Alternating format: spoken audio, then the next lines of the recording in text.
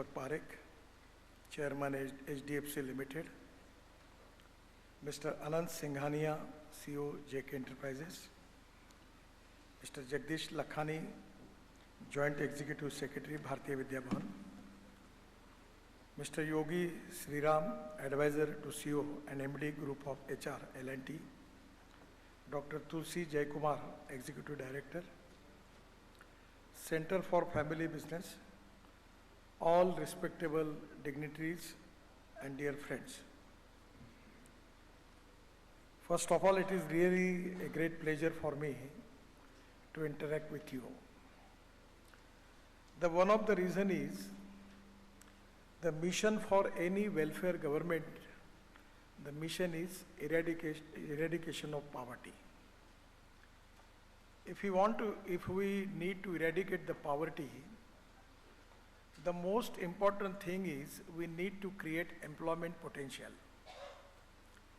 If we want to create employment potential, we need industry, good agriculture, and service sector. If we want to develop these three sectors, we need important good infrastructure, water, power, transport, and communication.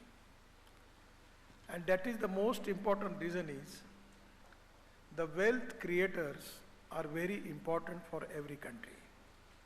Not because of they are getting wealth from the business, they are getting profits from the business, but because of the capital investment and industrial investment, they are creating employment potential. And the most important thing is that is the reason that they are not only wealth creator, they are the job creator, they are the employment creator is the most important thing. In the present situation in our country, we have 12% growth rate of agriculture. As far as GDP contribution is concerned, it is coming to 12%. 22 to 24% from the manufacturing sector and 52 to 54% from the service sector.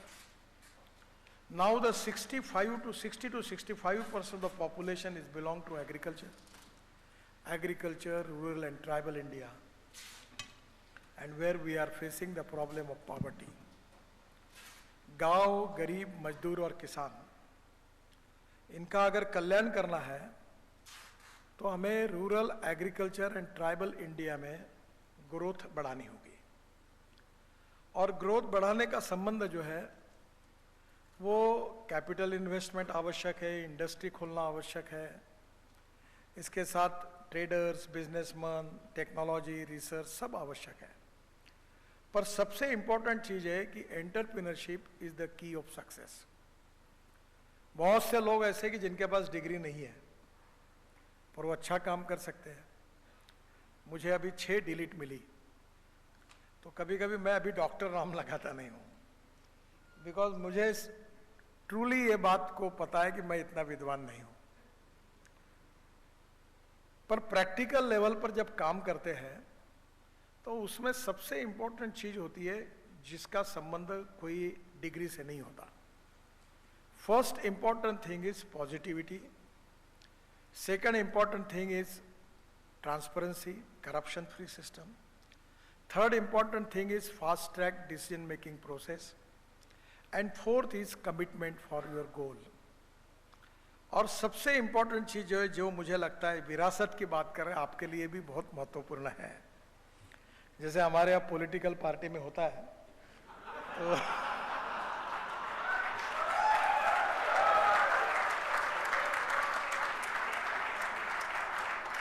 मैं 75 का product हूँ emergency का, क्योंकि emergency के साथ मैं प्रथम वर्ष में कॉलेज में था और इमरजेंसी के खिलाफ लड़ाई लड़ने के लिए मैंने कॉलेज छोड़ दिया उस दिन और फिर जयप्रकाश जी के नेतृत्व में आंदोलन में आया हूँ। तो कभी कभी 2 साल जनता पार्टी आई 77 में और चली गई। तो मजाक में हम कहते थे कि हमारे यहाँ ऐसा है कि 2 लोगों की 3 पार्टियां थी, एक इसकी एक उसकी और दोनों को मिलकर तीसरी। एक दिल के टुकड़े हुए हजार, कोई यहां गिरा कोई वहां गिरा। तो पहली बात एक है कि फैमिली बिजनेस की जनता पार्टी मत बनाओ। That is very important. और इसके लिए सबसे बड़ी चीज चाहिए कि दिल बड़ा चाहिए। कोई भी लीडरशिप जो होती है जितनी ऊपर जाती है उसका दिल बड़ा होना चाहिए। सामने वाले ने की होगी गलती तो छोड़ दो, माफ कर दो। टॉलरेंस, सहिष्णुता, सहनशीलता, सर्वसमावेशकता, ये हमारी संस्कृति की विशेषता है। और इतिहास, संस्कृति और विरासत, इसी के आधार पर हम खड़े हैं। और मूल्याधिष्ठित जीवन पद्धति और परिवार पद्धति, value based education system and value based family system हमारी सबसे बड़ी स्ट्रेंथ है। और इसलिए मैं ये मानता हूं कि विरासत से मिली हुई वैल्यूज, परिवार पद्धति, और परिवार में जब एंटरप्रेन्योरशिप होती है तो वो वेल्थ क्रिएटर होते हैं, एम्प्लॉयमेंट क्रिएटर होते हैं, और देश के लिए उनके कंट्रीब्यूशन से देश का विकास होता है। तो मैं एक छोटी बात आपको बताऊंगा कि ए नाम के व्यक्ति ने ए स्क्वायर काम किया और बी नाम के व्यक्ति ने बी स्क्वायर काम किया है, तो total work is A square plus B square.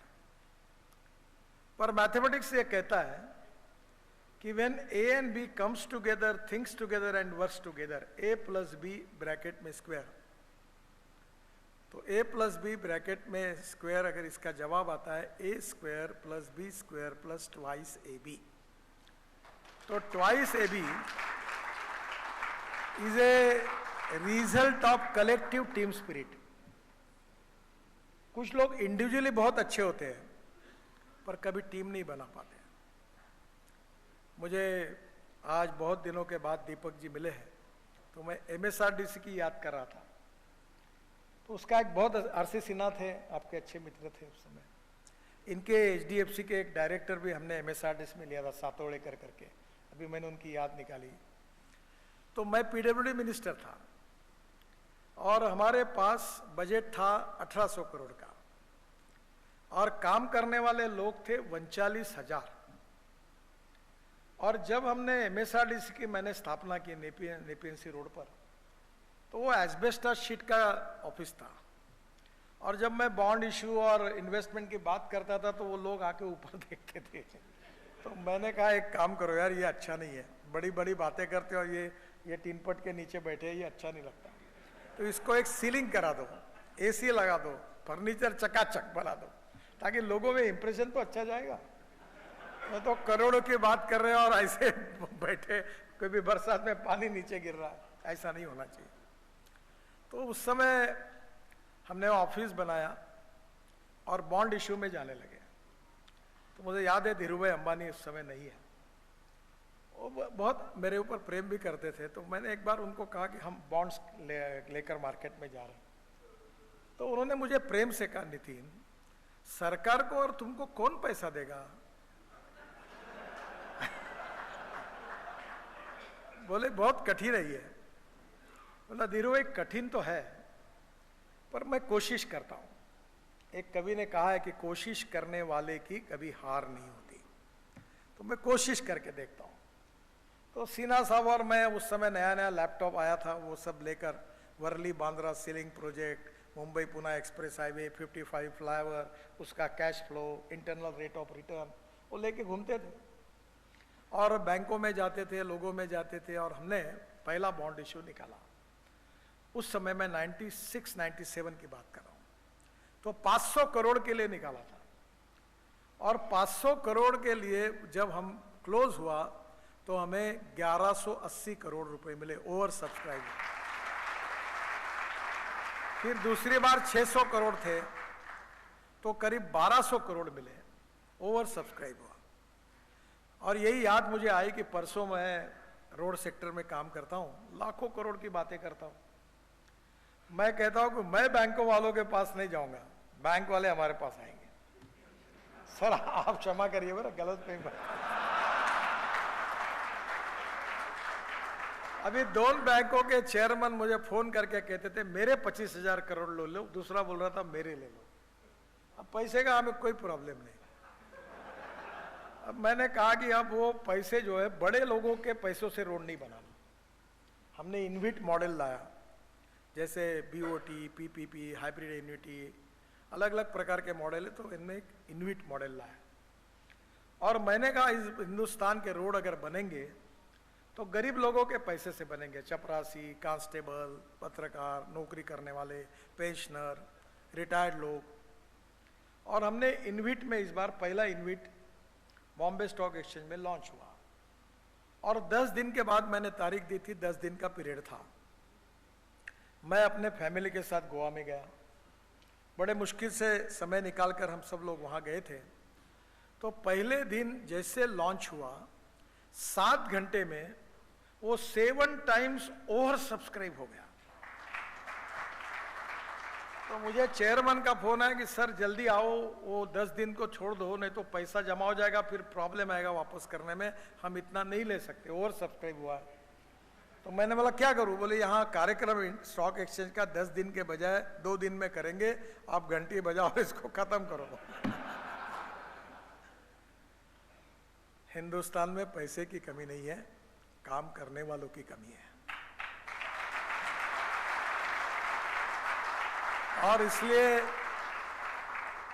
मुझे लगता है कि ये काम, आप भी जो वेल्थ क्रिएटर है फैमिली बिजनेस में, सबसे इंपॉर्टेंट चीज याद रखना कि बिजनेस में, पॉलिटिक्स में, सोशल वर्क में हर समय एक चीज सबसे महत्वपूर्ण है, that is human relationship is the biggest strength of politics, business and everything.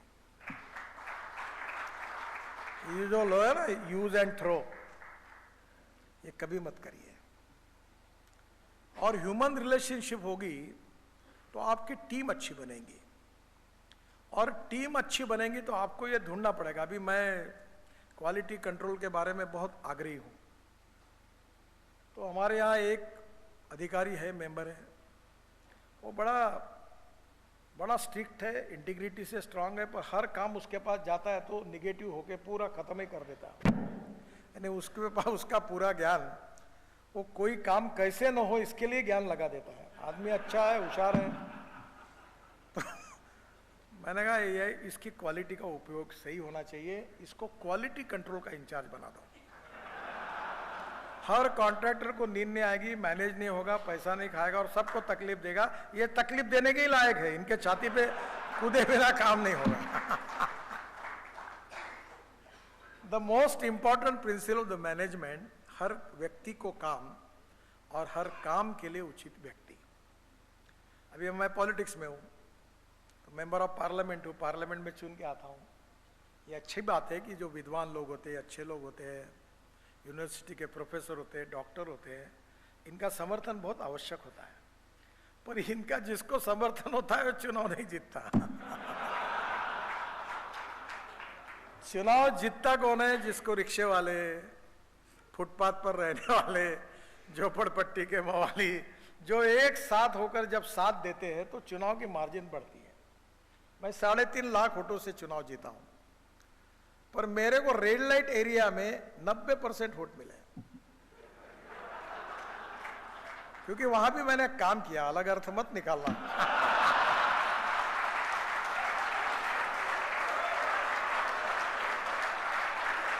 वहां रोड बनाए, वहां लाइट लगाए, उनके पुनर्वसन की योजनाएं चलाई, सिलाई मशीन दिलाई। तो पॉलिटिक्स में क्या होता है, एक ने एक्सप्लेन किया था कि what is the meaning of politics. उसने कहा था vote from the poor and money from the rich. पर यह सही बात नहीं है। हमें सबका वोट भी चाहिए, तो इसके लिए we need to develop our personality where we have good human relationship. Atal Bihari Vajpayee के साथ मैं जब टूर करता था, मैं यंग था, तो एक बार मैं हेलीकॉप्टर से निकला, मुंबई से निकला, और मैं 4 दिन उनके साथ था।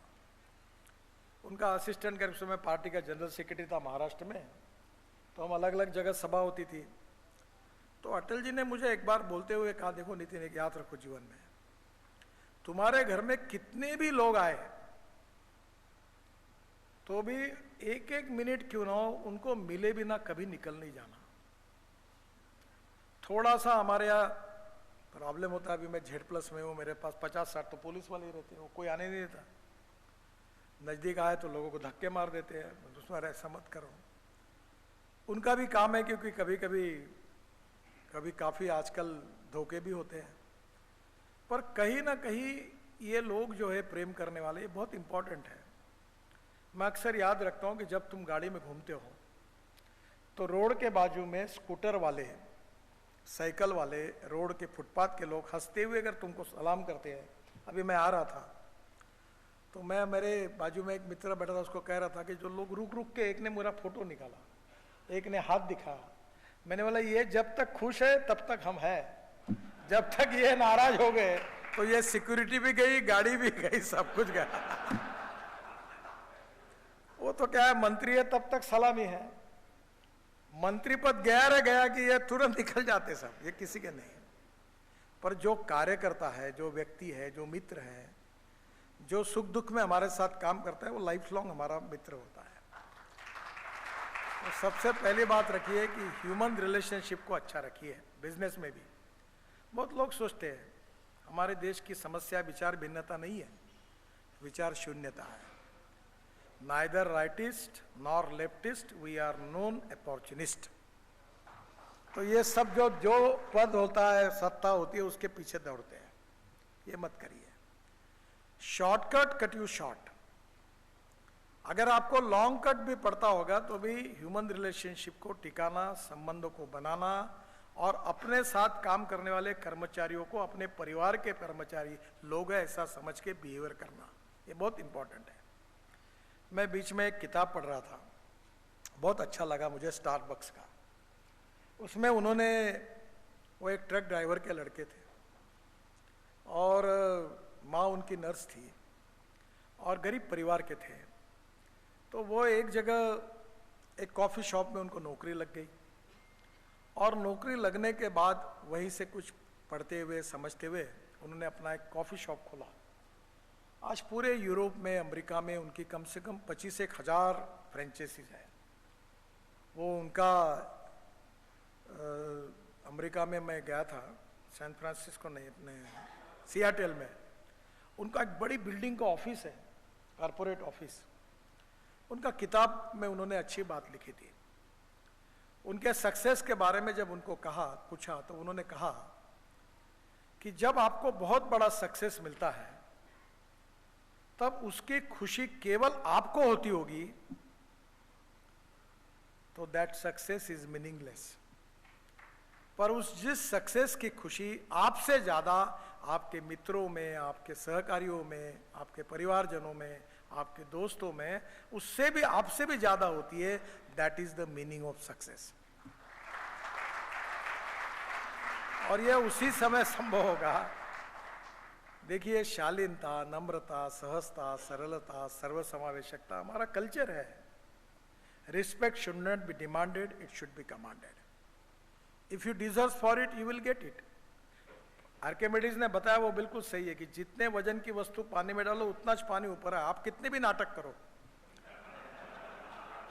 कितने कैसे भी कपड़े पहनो, कुछ भी करते रहो, लोग आखिर समझ ही जाते हैं आप क्या है। थोड़ा समय लगता है क्योंकि नकली माल का शाइनिंग ज्यादा होता है। ओरिजिनल जो माल होता है वो थोड़ा सा कम शाइनिंग वाला होता है।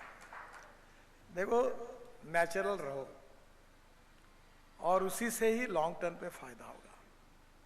मैं मानता हूं कि ये जो वेल्थ क्रिएटर है वो हमारे देश के इकोनॉमी की एक प्रकार से स्ट्रक्चर है।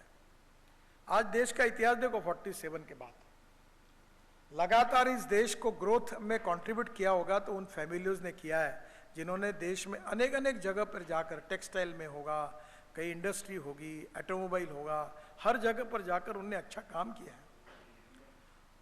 और उन्होंने कितने एम्प्लॉयमेंट क्रिएट किया। आज ताज होटल में बैठे टाटा साहब ने कितना एम्प्लॉयमेंट क्रिएट किया है, आप देखो। मैं रतन टाटा जी का एक मुझे उदाहरण याद है, मेरा एक्सीडेंट हुआ था मैं मलबार हिल पे रहता था, तो मुझे मिलने के लिए, मेरा बहुत बड़ा एक्सीडेंट हुआ तो वो मुझे मिलने के लिए आना चाहते थे। तो वो बोले नितिन मुझे तुम्हारा घर नहीं मिल रहा। मैंने बोला ऐसा करो आपके ड्राइवर को फ़ोन दो। बोले ड्राइवर नहीं है, मैं चला रहा हूँ। फिर मैंने उनको समझाया, वो घर पर आए। फिर मैं उनको एक बार औरंगाबाद लेके गया था डॉक्टर हेडगेवार हॉस्पिटल के उद्घाटन के लिए। तो हवाई जहाज में हम साथ में थे, तो मैंने उनको रिस्पेक्टफुली कहा वो गाड़ी में ड्राइवर के एग्जैक्ट अपोजिट वहाँ बैठो। नहीं नहीं आप बैठो। उनकी ब्रीफकेस मैंने बोला किसी को पकड़ लो। बोले नहीं मैं पकड़ूंगा। शालीनता, नम्रता, सहजता, ये बड़े व्यक्ति के व्यक्तित्व को और बड़ा बना दिया। मैं कुछ दिन पहले यहाँ एक शूटिंग के लिए TV 18 के लिए अमिताभ बच्चन और मैं दिन भर रोड सेफ्टी के लिए एक कार्यक्रम हो रहे थे, उसके शूटिंग के लिए आया था। अलग अलग पार्ट में थे। प्रसून जोशी ने वो कार्यक्रम लिखा था। तो एक पैसा था कार्यक्रम कि उसमें एक छोटे बच्चे, वो बहुत ही छोटे एकदम, हाफ पैंट पहने हुए 3-4 बच्चे स्टेज पर आते हैं। तो मैं बैठा ही रहा। तो अमिताभ बच्चन जी मेरे सामने थे, वो खड़े हुए और उनके पास गए। तब मैं भी खड़ा हो गया और मैं भी गया। यानी छोटा भी बच्चा आया तो भी उसका रिस्पेक्ट करना, ये बड़े व्यक्ति जब करता है तो उसका अर्थ समझने लायक है, जो आपने समझना चाहिए। नम्रता, आप जितनी झुकोगे उतने बड़े बनोगे। और इसलिए कभी ना कभी हमारे व्यक्तिगत जीवन में, सामाजिक जीवन में, हमारे बिजनेस जीवन में हमारी नम्रता, शालीनता, सहजता और mutual trust, mutual understanding, team work, transparency और उसके साथ fast track decision making process होगी, तो हमें एंटरप्रेन्योरशिप के साथ, इन सब बातों के साथ सक्सेस दुगना, तिगना, 4 गुना होता है। मैं और आपको एक बात बताऊंगा कि जो सबसे इम्पॉर्टेंट है, ऐसा मुझे लगती है कि देयर आर 2 इम्पॉर्टेंट फिलोसफी, जिसको मैं अक्सर लोगों के सामने रखता हूँ और जिसके लिए कभी कभी ट्रेडिशनल बातें होती है। देखिए, there is a difference between modernisation and westernisation. Westernisation का विरोध करते हो, ठीक है, पर मॉडर्नाइजेशन, आधुनिकीकरण को समझना चाहिए। चीज बदली है। मैं MSME का अध्यक्ष था, MSME का मंत्री था, तो खादी ग्रामोद्योग कमीशन मेरे अंडर था। तो मैंने कहा कि सोलर चरखा आया है, उस पर सूत निकलेगा, उसमें कपड़े बनेंगे, इकोनॉमिक वायबिलिटी बढ़ेगी, लोगों को मजदूरी ज़्यादा मिलेगी। हमारा एक NGO है मगन संग्रहालय, उन्होंने ऑर्गेनिक कॉटन, ऑर्गेनिक सूत सोलर से, साइजिंग, ब्लीचिंग, कैलेंडरिंग सब सोलर से, और फ्रूट्स, वेजिटेबल, पत्ते लेकर पेड़ के उसका प्रिंटिंग करके ऑर्गेनिक साड़ियाँ बनाई। बहुत अच्छा हुआ, अच्छी क्वालिटी की है। तो नेचुरली मैंने कहा कि सोलर से साड़ी, सोलर से सूत निकालते हैं, उसको मान्यता दो। बोले नहीं, गांधी जी ने कहा हाथ चरखा ही चाहिए। अरे मैंने बोला गांधी जी जब थे तब सोलर चरखा ही नहीं था, तो गांधी जी कैसे कहते कि हाँ इससे करो। मैं नहीं उनको समझा पाया। समय के साथ बदलना होगा। जो कल था वो आज नहीं, आज है वो कल नहीं। और इसलिए मैं ये मानता हूं कि बेसिक फीचर्स कभी नहीं बदलेंगे, स्पिरिट कभी नहीं बदलेगा, उद्देश्य कभी नहीं बदलेगा। हमारा संविधान जो है, हम उसको एक भगवत गीता और रामायण जैसा मानते हैं, कुरान और बाइबल जैसा मानते हैं।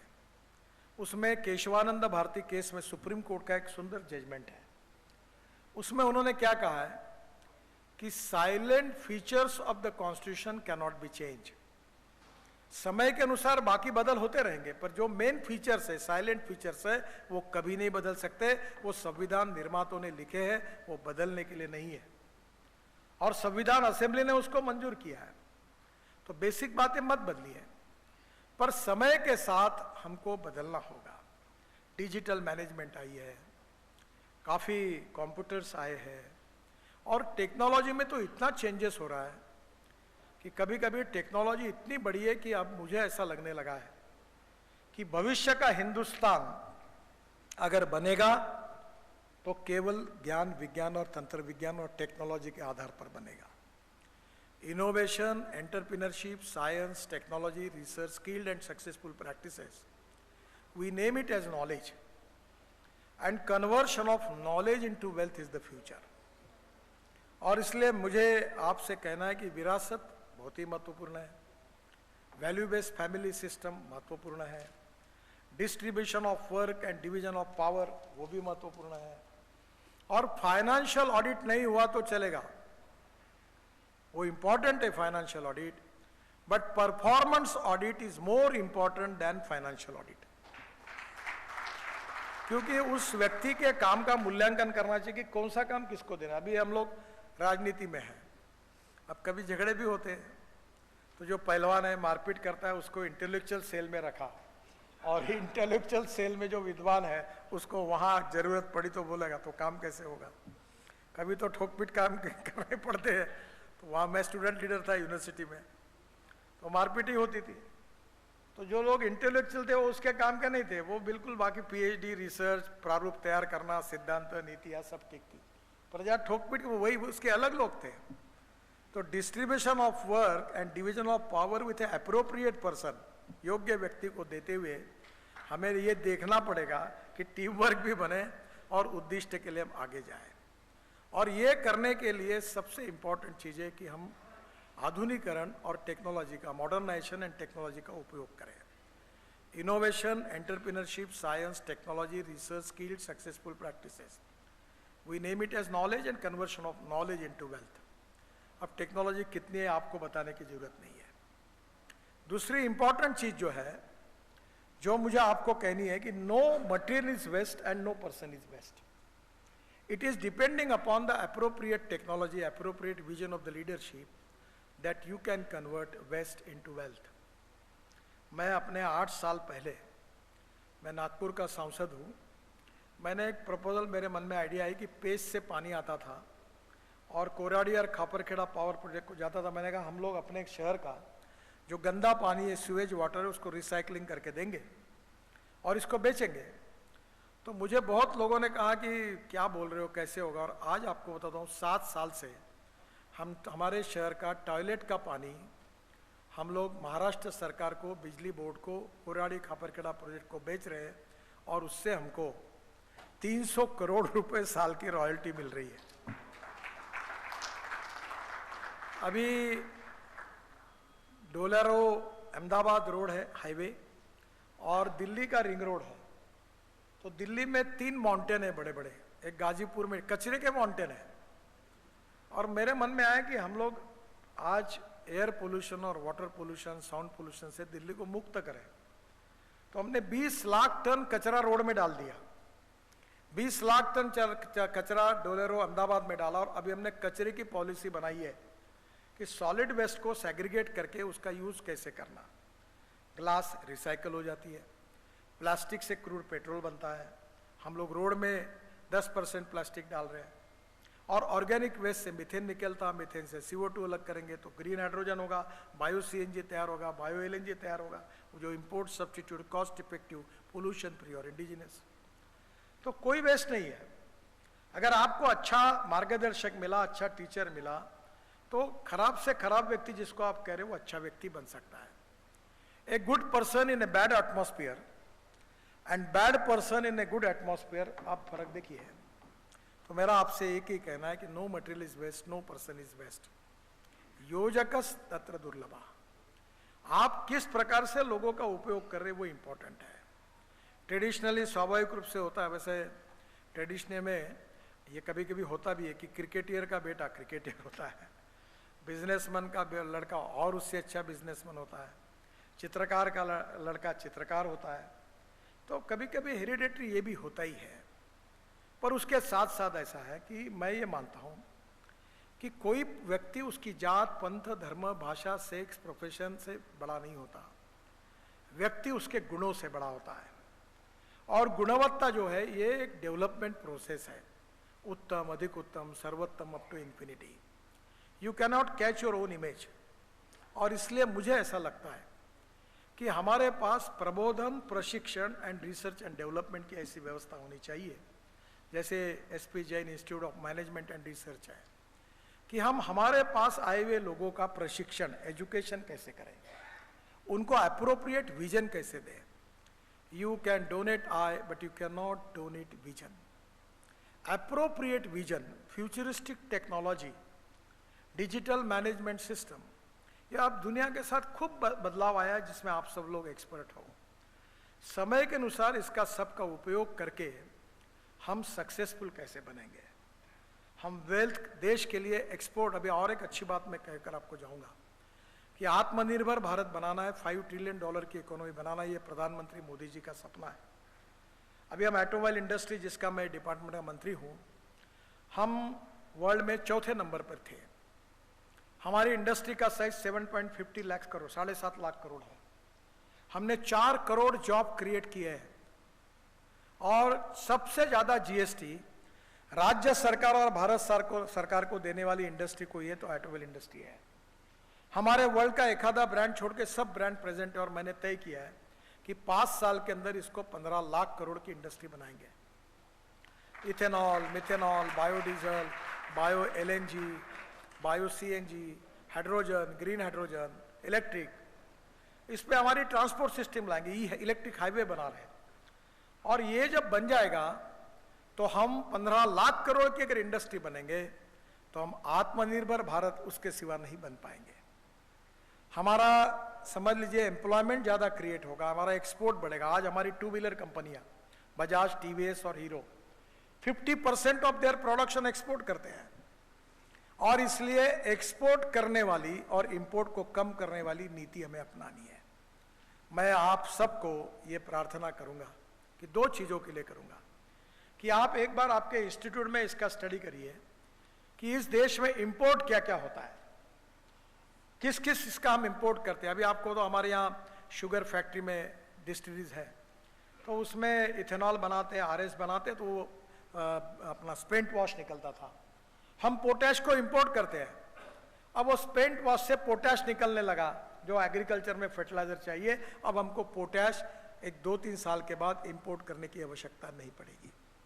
हम यूरिया इंपोर्ट करते हैं, हमने ड्रोन लाए, ड्रोन से नैनो यूरिया लाया, उसको स्प्रेइंग करेंगे तो 4 बोरे के बजाय 2 बॉटल में काम होगा, 2 बोरे बच जाएंगे। और जब हम लोग यूरिया फेंकते हैं तो 75% लॉस होता है और 25% प्लांट को जाता है। जब ड्रोन से स्प्रे करते हैं तो 25% लॉस है, 75% प्लांट को जाता है। अभी मैंने एक ड्रोन को लॉन्च किया जो मैंने कहा हिमाचल प्रदेश में वो काम कर रहे हैं, वो 200 किलो सामान ऊपर से नीचे से ऊपर ले जाता, ऊपर से नीचे लाता, तो एप्पल का ट्रांसपोर्ट शुरू हो गया। तो अभी हम लोग 260 रोपवे, केबल कार, फेनिकुलर रेलवे बना रहे हैं।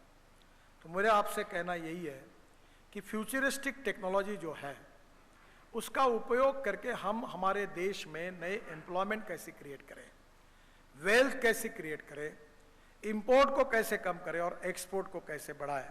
That is to be very important, जिसका आप जरूर अध्ययन करिए। और दूसरी बात मैं आपको कहूँगा कि जो हमारा एग्रीकल्चर, रूरल, ट्राइबल एरिया है, गांव, गरीब, मजदूर, किसान बहुत दुखी है और वहाँ रॉ मटेरियल अवेलेबल है और ऐसी अनेक टेक्नोलॉजी आई है कि हम लोग अभी 16 लाख करोड़ के फॉसिल फ्यूल इंपोर्ट करते हैं। मैं विश्वास के साथ बताता हूँ कि हम कम से कम 5 से 7 लाख करोड़ हम alternative fuel, ethanol, methanol, biodiesel, bio सब बना सकते हैं। हमारा ग्रीन हाइड्रोजन हमारा किसान तैयार कर सकते। मेरे पास हाइड्रोजन की कार है, मैं हाइड्रोजन की कार में घूमता हूँ दिल्ली में। ये इसलिए कार आई कि एक बार मेरे पत्नी ने मुझे पूछा खाते समय कि आप बोलते हो कि पानी से हाइड्रोजन निकलेगा, हाइड्रोजन से गाड़ी चलेगी, मेरा ही विश्वास नहीं बैठता आपके ऊपर तो लोगों का कैसे बैठेगा। तब मैंने विक्रम किर्लोस्कर को फ़ोन किया, मुझे हाइड्रोजन की गाड़ी, मेरे पास हाइड्रोजन की गाड़ी है, इलेक्ट्रिक की गाड़ी है और फ्लेक्स इंजन की गाड़ी है, 100% इथेनॉल, जो 40% वैल्यू। इसलिए मैं रखता हूँ कि मैं लोगों को समझाना चाहता हूँ कि ये हो सकता है। और इसलिए फ्यूचरिस्टिक टेक्नोलॉजी का उपयोग करके 4 बातें याद रखिए: proven technology, economic viability, availability of raw material and marketability. तो अगर ये चारों बातें इकट्ठा होगी तो बिजनेस सक्सेसफुल होगा, जिसमें आप सब लोग एक्सपर्ट हैं। और ये 4 बातों के साथ इंपोर्ट जो कुछ हो रहा है उसके लिए वर्ल्ड में से बेस्ट टेक्नोलॉजी एक तो हम हिंदुस्तान में डेवलप करें, नहीं हो तो जॉइंट वेंचर में लाएं और अच्छी टेक्नोलॉजी से 101% good quality, no compromise with the quality, honesty, credibility and goodwill is the biggest capital of 21st century. Don't compromise with the quality. और क्वालिटी के साथ अगर आपका पैकेजिंग अच्छा होगा, डिजाइनिंग अच्छा होगा, तो निश्चित रूप से स्काई इज द लिमिट। तो इंपोर्ट सब्स्टिट्यूट पर आप काम करिए। और दूसरी बात, एग्रीकल्चर, रूरल और ट्राइबल एरिया में जो भारत है, जो गरीब लोग बसे हुए, उनके लिए टेक्नोलॉजी वहाँ लेकर जाइए, ताकि वहाँ की ग्रोथ में अगर 8% 10% बढ़ोतरी हुई तो हिंदुस्तान सही अर्थ में आत्मनिर्भर भारत बनेगा। कोई मुंबई, दिल्ली, कलकत्ता के लोग चले जाएंगे। अभी मैं योगी जी को कह रहा था उत्तर प्रदेश में कि बड़े प्रमाण पर मुंबई से उत्तर प्रदेश के लोग यूपी जाने लगे, क्योंकि मैंने कहा यूपी के रोड अमेरिका के जैसे बनेंगे, रोड अच्छे बने, इंडस्ट्री। कल मैं बागपत में था, तो दिल्ली देहरादून हाईवे का, तो उसने मुझे कहा कि आपने इतना अच्छा काम किया रोड का, उसके कारण क्या हुआ? तो बोले अमूल यहाँ आ रहा है, 2000 करोड़ की इन्वेस्टमेंट कर रहा है और रोड के बाजू में फैक्ट्री डाल रहा है। तो रोड बनेंगे तो इंडस्ट्री आएगी, कैपिटल इन्वेस्टमेंट आएगी, रोजगार मिलेगा। तो रूरल, एग्रीकल्चर और ट्राइबल एरिया में जैसी स्मार्ट सिटी है, now we need to develop smart villages. उसमें इकोनॉमिक वायबिलिटी है, ये चैरिटेबल काम नहीं है। आप ये मत समझिए कि मैं कह रहा हूँ किसी को पर गरीबों की सेवा करने के लिए डोनेशन, तो ऐसी बात नहीं कर रहा हूँ। अर्बन से ज़्यादा है। अभी मैं साहब को कह रहा था, हमारे दीपक जी को, कि शहरों में, अर्बन में जितना आप फाइनेंस करते हैं हाउसिंग में, उससे ज़्यादा परचेसिंग पावर अब एग्रीकल्चर में गन्ना उत्पादक किसानों की है।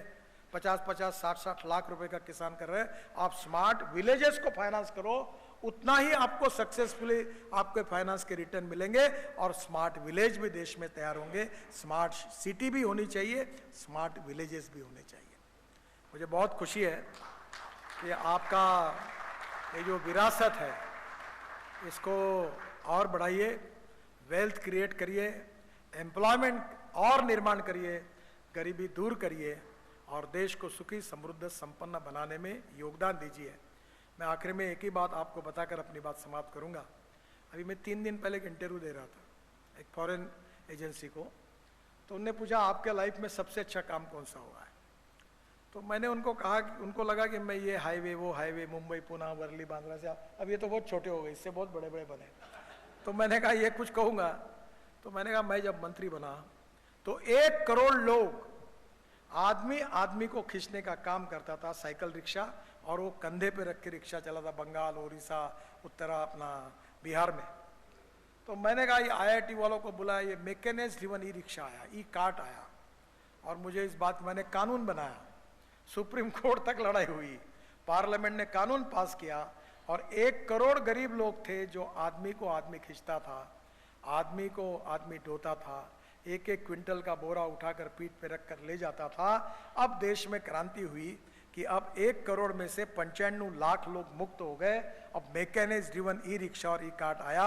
मानवता के आधार पर मेरे जीवन में सबसे अच्छा कोई काम होगा तो ये गरीबों के लिए जो काम हुआ, ये सबसे अच्छा काम है।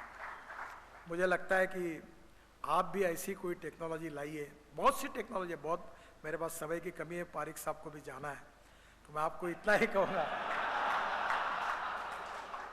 उनका हवाई जहाज है और मेरा भी हवाई जहाज है, जल्दी जाना है। मैं आपको दिल से बहुत बहुत शुभकामनाएं देता हूँ, और समाज के शोषित, पीड़ित, दलित, जो विशेष रूप से सोशली, इकोनॉमिकली, एजुकेशनली बैकवर्ड है, उनके लिए जरूर मदद करिए। जितनी करोगे उससे 10 गुना भगवान देगा। एक हिंदी के कवि ने सही कहा है कि वही मनुष्य है कि जो मनुष्य के लिए मरे, यही पशु प्रवृत्ति है कि आप ही चरे, वही मनुष्य है कि जो मनुष्य के लिए मरे। बहुत कमाओ, पर गरीबों का भी सामाजिक, social responsibility, social consciousness, social sensitiveness रखकर समाज के शोषित पीड़ितों के प्रति भी अपनी जिम्मेदारी का वहन करें। भगवान उसके लिए आपको शक्ति दे, यही प्रार्थना करता हूँ। बहुत बहुत धन्यवाद। नमस्कार।